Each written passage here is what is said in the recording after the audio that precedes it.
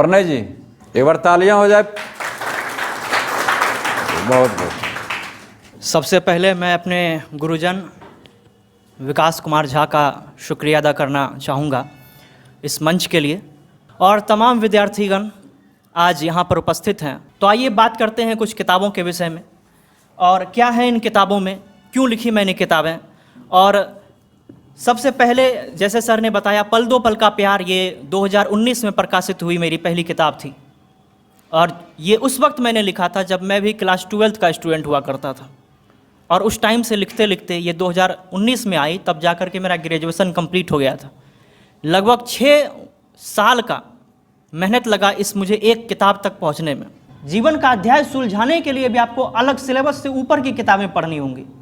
जीवन की खूबसूरती को अगर समझना है तो आपको सिलेबस से ऊपर की कुछ किताबें पढ़नी होंगी, क्योंकि ये जीवन का सार दिखलाता है। तो मैंने फटाक से दूसरे ही साल में दूसरी किताब लिख दी, और इस बार ऐसी किताब लिखी किस प्रकार से आज गांव समाज में भी, चूंकि वो तो कॉलेज लाइफ की कहानी थी, तो वो तो लगता था कि चलो कॉलेज लाइफ में ये भी है तो लिखना कोई आसान हो गया, हालांकि ऐसा कुछ होता नहीं। तो इस बार मैंने ये जो किताब लिखा, ख्वाबों में भी ख्यालों में भी, जिसमें 10 कहानियों का संकलन है, और हर कहानी मानवीय संवेदनाओं को झकझोरते हुए सामाजिक मानसिकता पर चोट करती है। और मैं कुछ इसका भी अंश मैं आपको पढ़ के सुनाता हूँ। कहीं बिखरता परिवार तो कहीं गरीबी में पनपता प्यार, गांव एवं शहर के इर्द गिर्द घूमती कहानियाँ ऐसी जो ख्वाबों में भी हैं और ख्यालों में भी। और ऐसी ही विचारधाराओं से गुथी हुई 10 कहानियाँ इसमें हैं। इसमें शतरंज भी है और चालें भी, षड्यंत्र भी हैं और जिम्मेदारियाँ भी हैं, प्रेमी है और विदुर भी, इसमें अपराध है और न्याय भी, इसमें गुजरता समय है और समय की तलाश भी, कई सवाल हैं और सवालों के जवाब भी। 10 कहानियों का संकलन ये है। ये दोनों ही किताबें हिंदी में मैंने लिखा था, और यही समझिए कि बहुत ही प्रेम मिला, और कुर्सेला की भूमि पर ही मुझे किताब का प्रचार प्रसार करने का बड़ा ही कम अवसर मिला, क्योंकि मैं भागलपुर में रहता था और भागलपुर में पढ़ाई किया, और यहाँ पर तो था ही। उसके बाद जब मैं यहाँ आया तो देखा यहाँ के परिवेश में कुछ अलग ही बात है।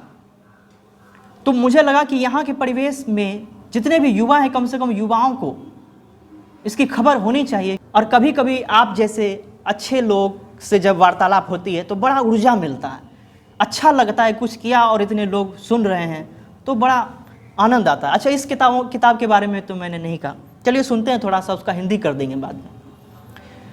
ये किताब थोड़ा सा संक्षिप्त हिंदी में सुन लीजिए। कहने का मतलब ये है कि आज यू आर माई ड्रीम, तुम हो मेरा ख्वाब, इसका जब हिंदी संस्करण बनेगा, तुम हो मेरा ख्वाब। अब ख्वाब क्यों है? ये कवर देखिए, ये कवर भी कोई साधारण नहीं है, इसको बड़ा ही मेहनत से बनवाया गया। इस कहानी में ये है कि आज जिस समाज में हम जी रहे हैं, क्या आज भी जातिवादी कुरीति है ना? लगता है ना कि आज भी जातिवाद हो रही है, हमारे बीच बनी हुई है, एक बाधा बनकर आ जाती है। लेकिन वाजिब में सोचिएगा, क्या ये बाधा है? क्या ये बाधा है? नहीं है, बिल्कुल नहीं। आज जातिवाद कहीं नहीं रहा, लेकिन कुछ लोग इसे अभी ढोते आ रहे हैं। उस जातिवादी कुरीति से लड़कर अपने प्रेम को साकार करने की ये कहानी है। समझ में आया एक लाइन में? चलिए थोड़ा सा सुनते हैं इसके बारे में। इसका मतलब ये हुआ कि हर बाधाओं को लांघ कर अपने प्रेम को साकार करने की एक कहानी।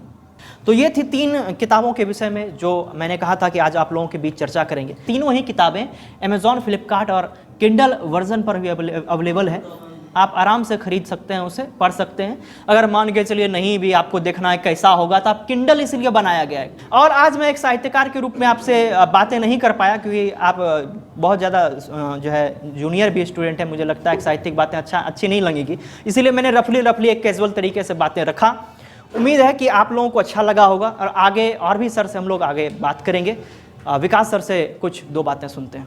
आइए यहाँ जी। किताब से दोस्ती कीजिए, बुक स्टॉल जाइए, वहाँ जाइए, वहाँ देखिए क्या नया नया कोई किताब आया है, क्या वहाँ नया किताब कोई आया। जैसे ये देखिए किताब वगैरह, कितना सुंदर किताब है, हम भी पढ़े हैं, इतना सुंदर किताब, एक बार देखते हैं पढ़ के।